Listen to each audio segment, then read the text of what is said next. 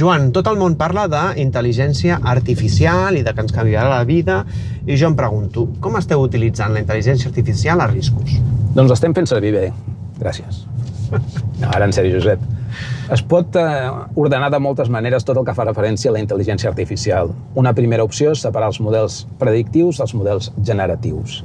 L'objectiu dels models predictius és predir un valor de la manera més precisa i exacta possible. Treballen sobre les dades per trobar patrons i tendències que ens ajudin a predir determinats esdeveniments. Per exemple, un model de scoring o rating intenta predir la possible entrada en mora d'un client. Formarien part d'aquest primer bloc d'intel·ligència artificial predictiva. I teniu més models d'intel·ligència artificial a banda dels scoring? Sí, tenim tota una bateria de models per donar agilitat i homogeneïtat a tot el cicle de gestió del crèdit.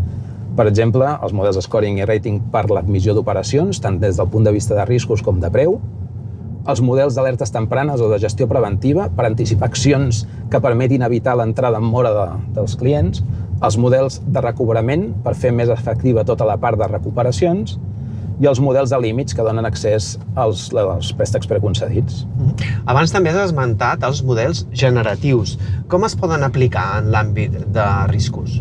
L'objectiu dels models generatius és generar un resultat creïble, però no necessàriament correcte.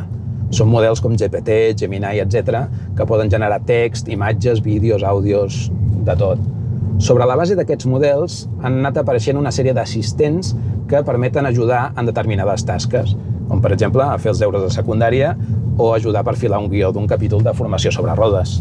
Però també estan apareixent agents que cobreixen tota l'operativa necessària per cobrir un procés complet, com pot ser la contractació d'un servei.